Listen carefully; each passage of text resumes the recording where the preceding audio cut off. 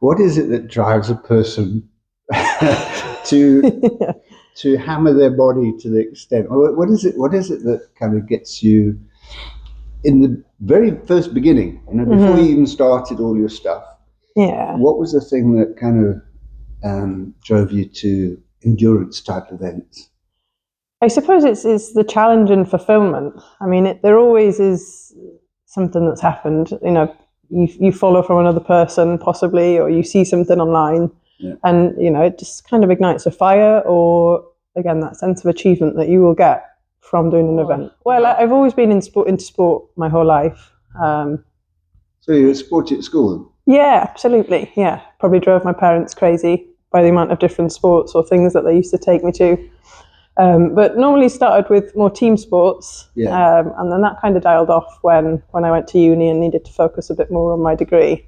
Yeah. And then, you end up steering back into that direction. And it is a fulfillment. It's that sense of, you know, being able to do hard things, or it does. It just ignites a different kind of feeling in your body. Do you think maybe it's a gene that you inherit as well?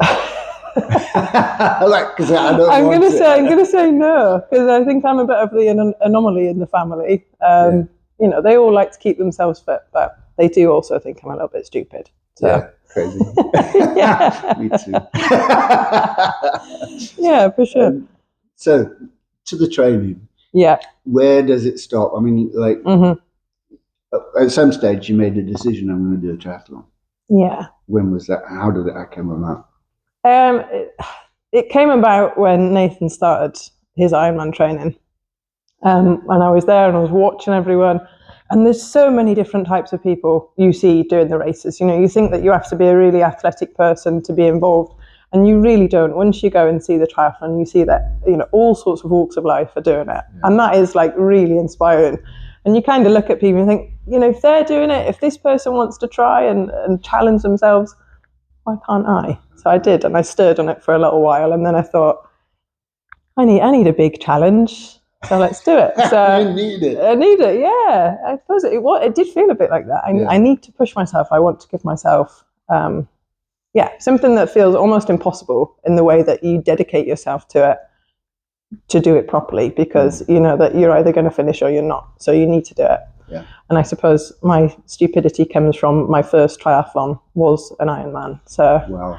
So that was a bit silly, but I did. Talk me through Ironman. How many kilometers? How many? Yeah, so the swim is a 3.8k swim. Yep.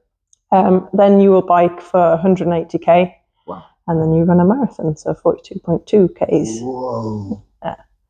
But it's a different kind of event. You know, all these different distances are still as hard as each other. They just work you differently. So this one that you're doing now, is this is a triathlon that differs from an Ironman in what way? Yeah, it's half the distance. So there are lots of options available on that weekend, from running events to different distance triathlons. Yeah. The one I'm doing is the middle distance triathlon, which is exactly half of a full Ironman.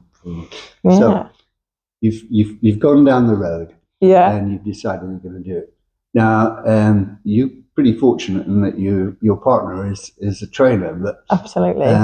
You must have started at some point. You probably were quite fit already. Yeah.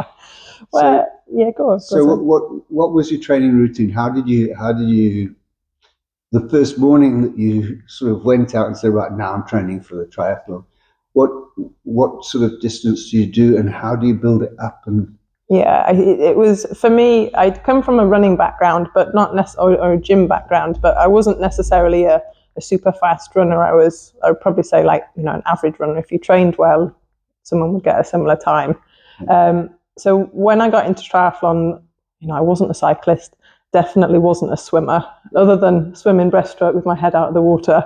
That was as far as I could go. So the start of my training, I actually started going to the Pembrokeshire Leisure Centre in Fishguard. I went to the adult improver lessons, and that was how I started learning to swim. So big thanks to them, actually, for getting me into swimming. Along with that, I then went to some sessions with, again, another local swim coach in Johnston, Craig. Yeah. Hydrodynamics, he really helped with how to learn to swim, how to perfect the swim, and make it feel easier. Yeah. In terms of the bikes, there was so many occasions where I'd go out on the bikes, you forget that your feet are clipped in, and you do the very embarrassing tumble to the side. And yeah, that went on for a good few rides before I truly got to, not falling off, not badly. No, it's really difficult because, like, everybody starts as a beginner at something. Absolutely. So falling off the bike is like a beginner. It's a rookie. It's part and parcel. Problem, yeah. It's like initiation. Yeah. You've got to do it in order to build from it. It's quite a balancing act between, as much as to consider how much training you need to do, it's a consideration as to what's going on in life as well. If I've had a busy day at work, the stress that's going to put on my nervous system in terms of that fatigue level is also going to influence how well I can perform without sort of overreaching. I don't want to come to the point of an injury. So that is the key thing. I could up my swims, but again, it's a bit of a time constraint, and I will up my swims closer to the time and make sure that I'm doing some sea swimming as well. I was going to ask you about that because the sea temperature change. I mean, it's one thing to do it in the pool, which is calm and all that sort of stuff, but in the ocean, it's a different game. It is, yeah. How you swim might change. Trying to make sure that you can breathe, whether there's going to be a current or not, and not panicking is the other one. Yeah. You're in a big pool of water.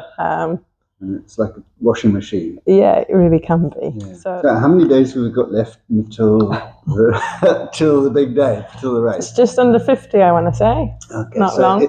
If anybody wanted to start training it now, is it possible? There are the shorter distances available. So I suppose, if you do have some experience with, not being completely new to the sport, absolutely, yeah, you could start to build up to it. But yeah, I mean, your key thing is making sure that you can manage the load without getting an injury. So it's the worst thing to do is to rush into an event. Your other thing though is there are there's lots of running races on as well. Cove just up the corner, they've been doing a Cove to 5k, so the Couch to 5k, with the aim for them guys to do the 5k on that weekend as well, which is going to be really exciting. Lots of purple Cove Corner t-shirts sticking about. That's amazing. Yeah. See, we'll get you signed up. I've got enough of that just to do that. Absolutely. So yeah, if you are thinking about it, then there is definitely going to be something for you. Great. So are you going to do your 5k? The residents of no, I might actually. Maybe. I might. Yeah.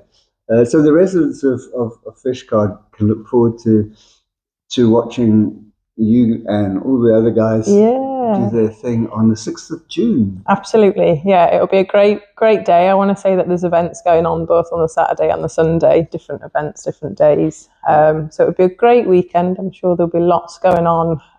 There's a kids races as well. So lots of things for the family, whether you're racing yourself or want to go and support others or take the kids. I'm sure it'll be a great day. Fantastic. Well, thanks for chatting. Thank you so much. Good luck. Oh, thank you. To a close here. 3 on the podium now. Welcome back, Matt.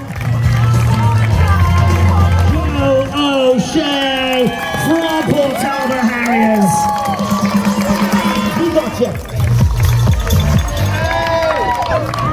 But right now, Tom Card from Horsepower Coaching.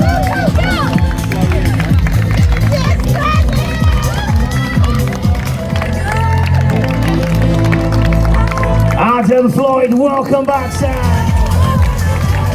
Come on, Tony. Ladies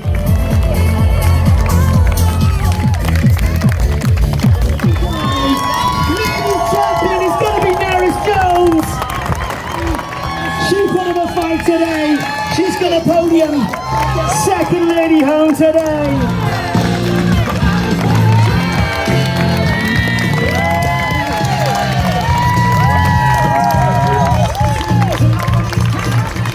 Nikki Chadwick, come on.